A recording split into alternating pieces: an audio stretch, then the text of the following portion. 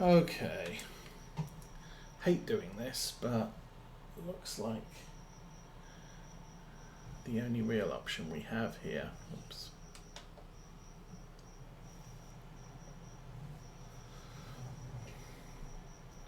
Because this should have started growing day 2, day 3 of spring.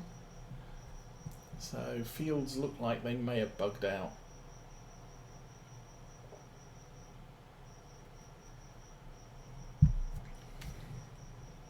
So we're going to lose the spring or end of spring cut.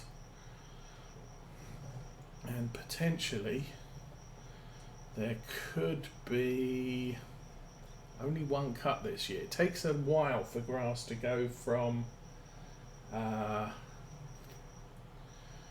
takes a while for the grass to grow from nothing to fully grown. It doesn't take quite so long for it to grow from harvested to ready to cut again.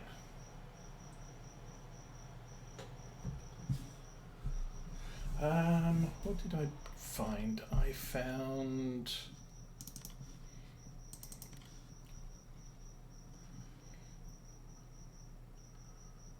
this one. So it's 45,000. I don't think it's a Missy B one, but it stores 1 million. So hopefully that will work per normal, and I'll be able to ship stuff down from the BGA to the farm and actually have it available. I could not get the Missy B liquid storage tank to work, so I don't know if I'm doing something wrong with that, but I want a liquid storage tank to put the unload herbicide and fertilizer in once I'm done spraying.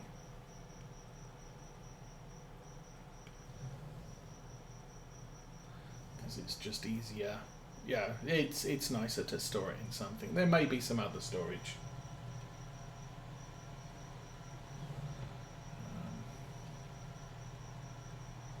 Oh, and this is working hard.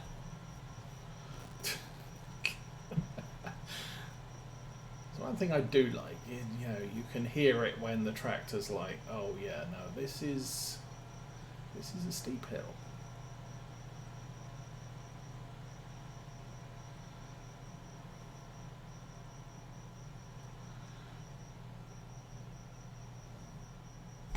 So all of our seeders will not be, no, hang on. Our planter has fertilizer, our seeders won't.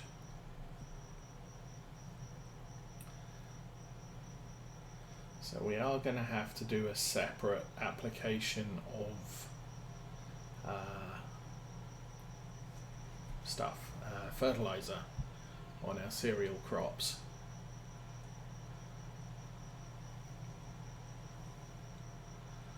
But everything we use the planter for, that's fine. That will be fertilized as it's planted. And still struggling.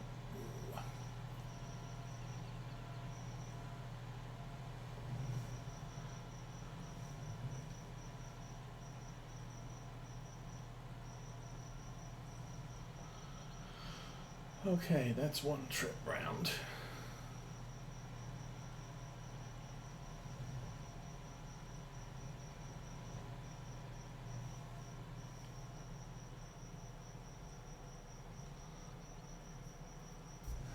I think I've overlapped the outer edge, so we have got the fully defined area of the field, but I'll check that once I've done the second headland. We'll pull up the map and see if we missed anything obvious.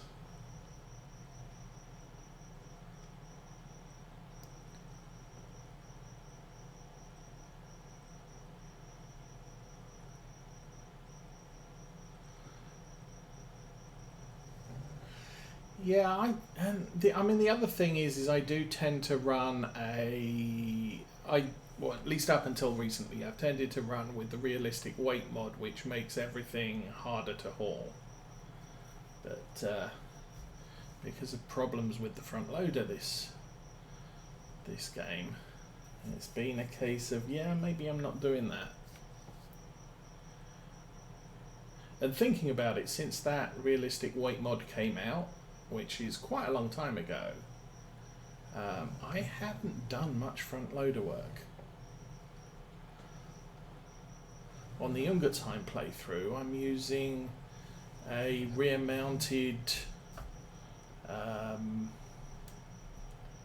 3-point hitch pallet lifter.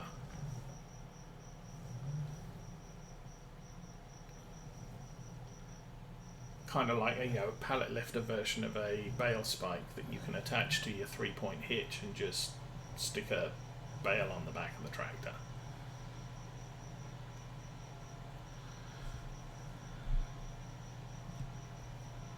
And because that I put on the back, I'm not lifting anything heavy. Or I'm not lifting anything, and I'm lifting at the where the weight of the tractor is optimized for.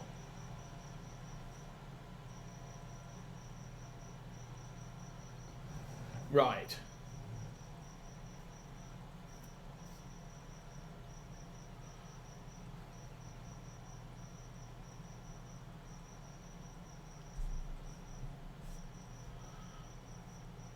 I mean, I think for the most part, at least on this playthrough, I have, because I know how hilly it is, I have sufficiently over specified my tractors. I did the same for Lawfolds in 17.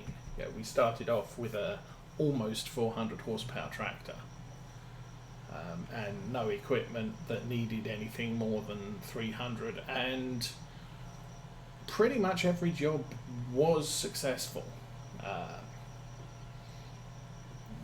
We were not suffering from loss of speed on much of anything, unless I did stupid things like hitch something heavy to the little Massey Ferguson, and then that was, you probably should be using a bigger tractor for that.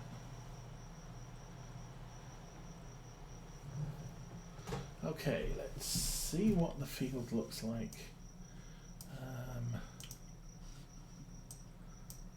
Let's turn on grass and see what the field looks like. There is... Okay. It's hard to tell. That's the thing. There might be some land outside of that blue area that is actually field, which I missed. But yeah,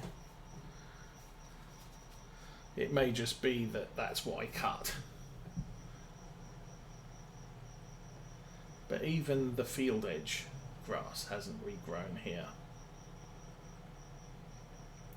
So hopefully reseeding it will fix that.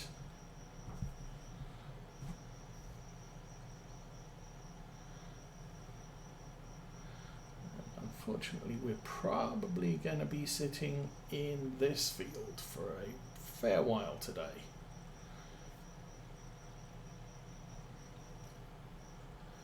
Since I'm going to do manually cultivate this bit, and then we'll take this tractor down to the bottom field, set it off down there, and we'll go fetch the seeder with the class and come back up here and seed this field. So I missed a little bit there. I'll keep running through the edge.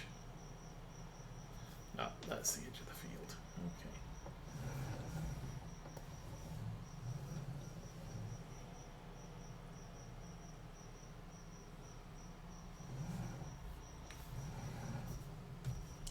Of course, all the herbicide that we put down on this field has now gone to waste, because I think we've just reset the weed conditions again.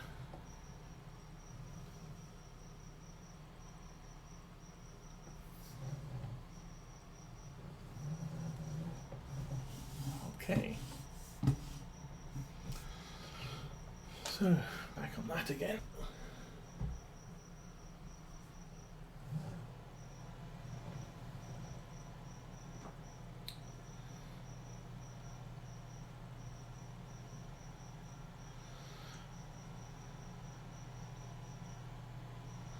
So I'm a little bit disappointed with the Train Sim guys, because they're now bringing out Train Sim World 2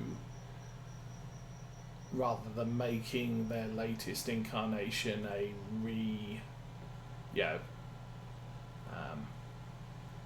an overhaul, an upgrade, incremental upgrade. But they have said that with the newer engine, they will eventually be able to work on steam engines within Train Sim World, which they've said up to now that wasn't a possibility with the way the engine was written. Nice thing is everything that works for Train Sim World now 1 will work on Train Sim World 2, so you can reuse your stuff from that you've already purchased for Train Sim World, but you are going to have to purchase a complete game again.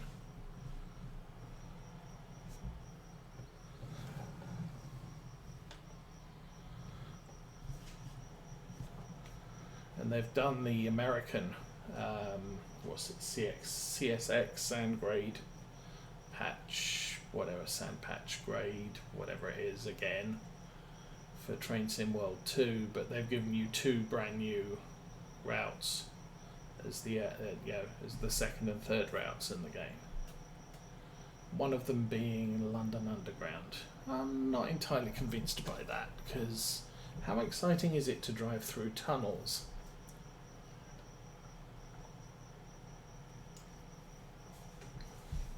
And it's one of the deep lines, which is there's the way the London Underground was built. Some of them were, I think they call it strip and cover, which is basically they would dig up a road, put train tracks at the bottom, and then put a roof back on top and relay the road. So the tube is very subsurface. It's right there. You can hear the trains going through. And then the other network, the deep networks were drilled. So they had tunnels dug sort of half a mile deep or whatever. And I believe the Train Sim World 2 route is one of the second type. So the only place those lines come to the surface is at the extremities, last couple of stations, and they'll park in a open yard. But for the most part, the entire route is underground, which means, well, I suppose it's easy to create the route because you don't have to worry about much in the way of scenery.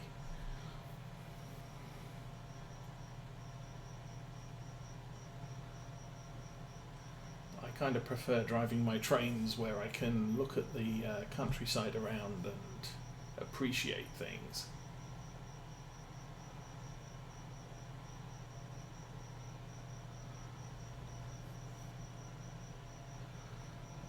What else have we had this week?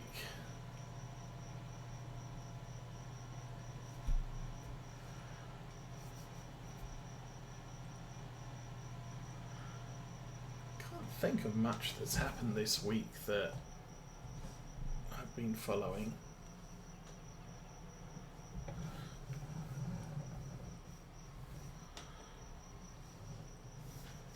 So, yeah, we had the kids last weekend, so that was fun. We bought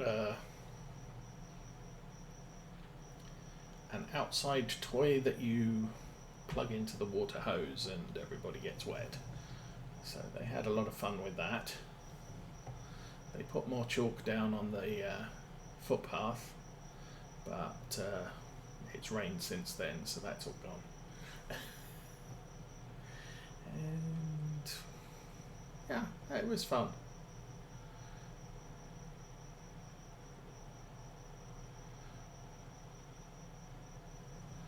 unfortunately, because of opening restrictions on restaurants, we have found one reliable restaurant for church art, for going to after church, where you don't have to queue. And all the times we've been there, it's sort of 2 or 3 tables in use midday, some Sundays, but most everywhere else is packed. Even on a good day before all the problems, that was you would have to queue at a lot of them.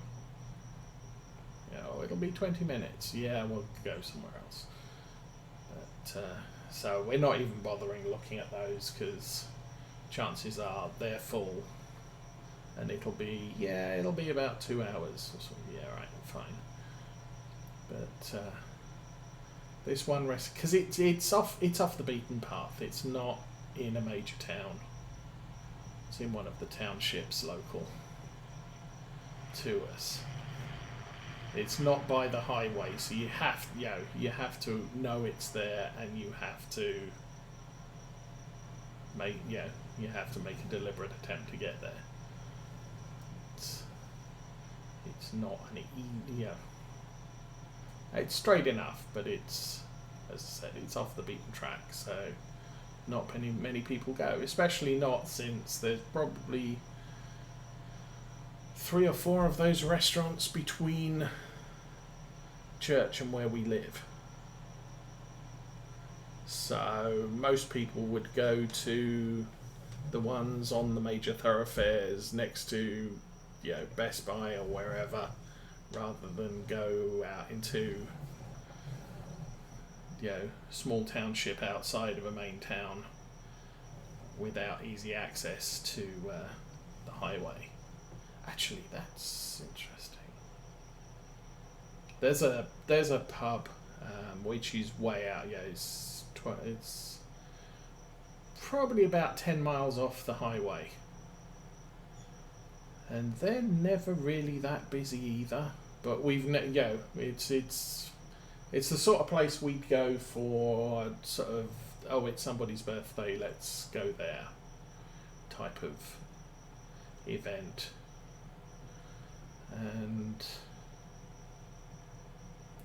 they might have lunchtime vacancies, because as I said, it's one of those that it's not even in a township. It's on a semi main road.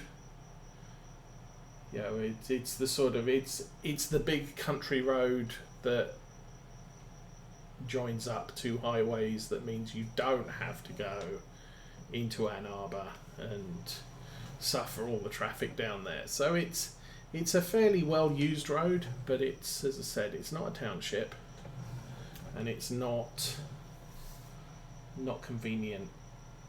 And the only reason you'd know it was there was because you do the sort of the little bit further out cut between highways.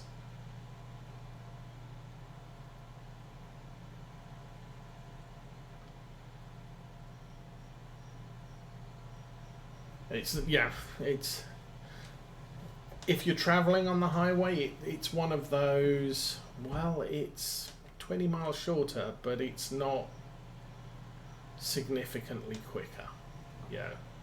The speed limits are slower. The road meanders through the countryside, so it's not one you can do at 70 miles an hour highway speeds.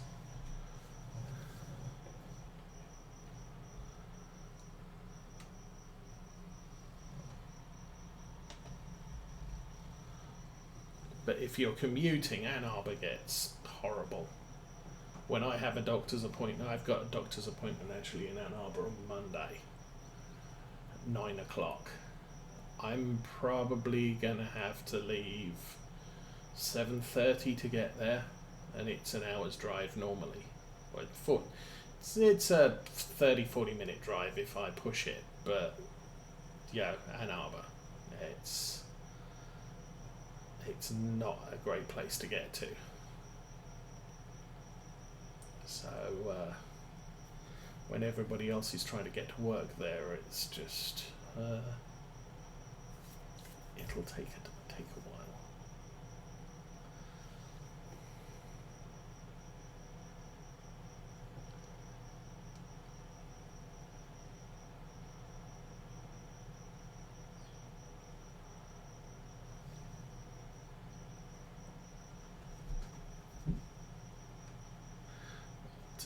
Yeah, oh, I need to grab that patch of grass over on the right there.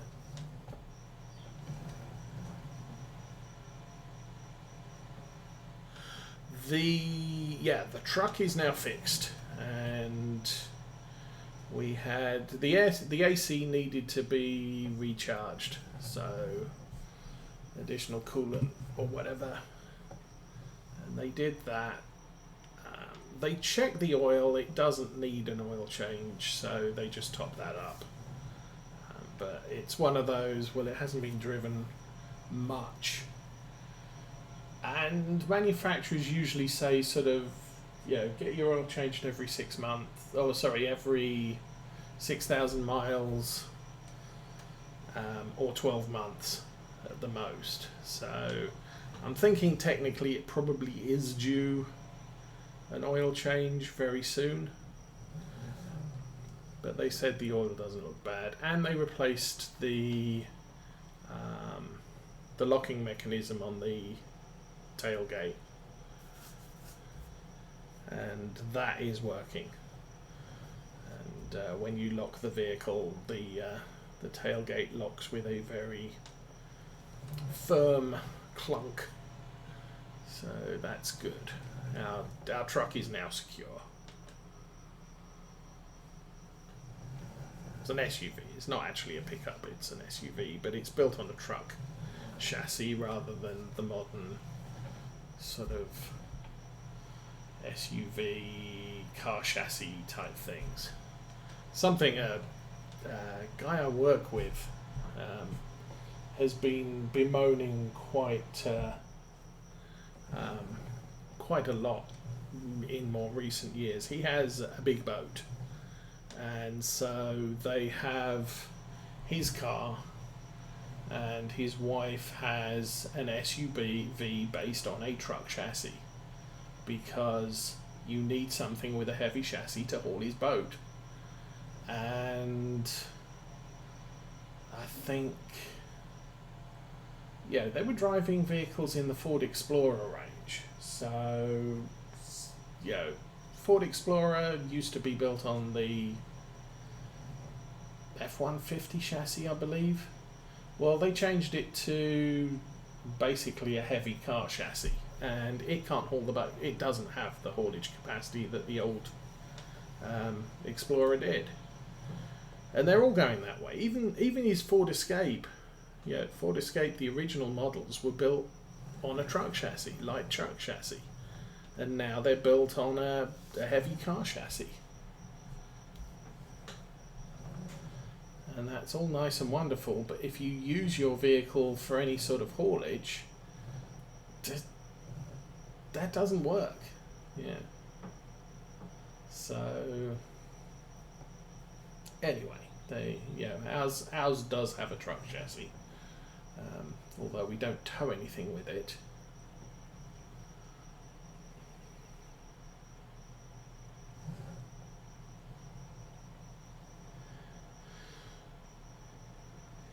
I know, I think, places like Pennzoil still suggest you change your oil every 3,000 miles, but that's probably to make the money.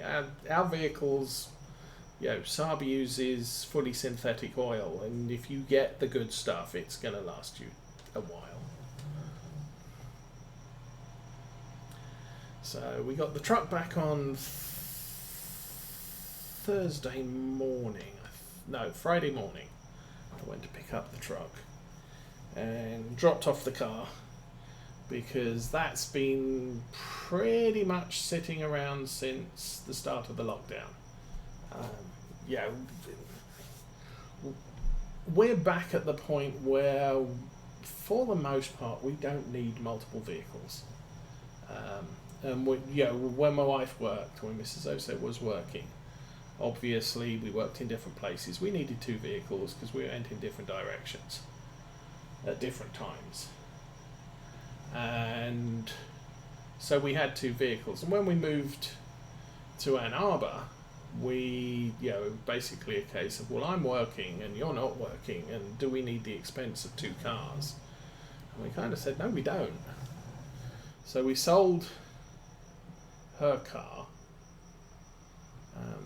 got my current Saab 9.3, and we went with that for a while, and then when we decided, okay, we're going to do foster care, we said, okay, we need a minivan, because kids and strapping kids into child seats, it's just a lot easier in a minivan than it is in a car. So we got the minivan, and the first minivan we got, the air conditioning just didn't work and was going to cost a fortune to repair, and we just said, it's not a big deal, we're in Michigan, you can drive with the windows open if you need to. But our foster daughter, the first girl we got the first foster kids in around September, and so the world was cooling off, we didn't have a problem, but we then had an issue come the following spring. Our foster daughter can't do heat, and what I mean is, she stick her in a car and drive along with windows open for 10 minutes in hot weather, and she starts, she looks like she's suffering from heat stroke. It's that bad. So at that point we decided, she needs to be in a vehicle with air conditioning. No ways about it. We can't let her play outside for a long period. On hot days, 80 degrees weather, she's outside for 10-15 minutes, then she has to come in, cool off, drink water, and then then we can let her go out again, play in the shade. If it's if there's a good breeze and a lot of shade, she can play in the shade, but being out in direct sunlight, she suffers. And so we sold our original van and replaced it with one where the air conditioning did work. And then when we made the decision, okay, we're not going to be doing foster care anymore, we decided we'd replace the van with an SUV.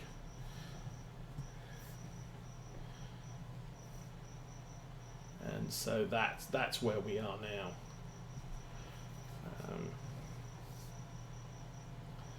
But we do have 2 vehicles, and so most of the time we drive the SUV just because we're getting old and it's easier to get in and out of.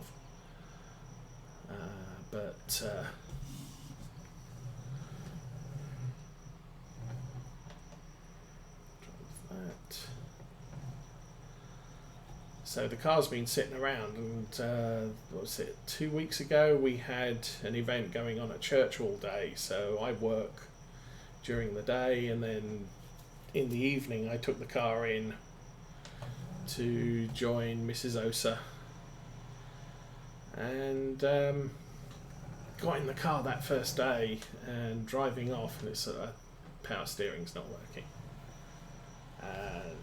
It's sort of, you need to be a bodybuilder to get that wheel to turn, and I've had that in the past. Because the master cylinder leaked on the power steering, and I didn't notice it because it was just a progressive, the steering was getting progressively more heavy, but not something I was really noticing because it took so long. And I took it in for an inspection. We live down in Texas, and they require annual inspections on your vehicles, and the vehicle failed because the power steering's not working. And so I took it into sort of a Jiffy Lube place, and they put oil in or whatever into the power steering, and everything was fine. I got up the next morning took the car in for its inspection. It passed. Went to work, came out 8 hours later,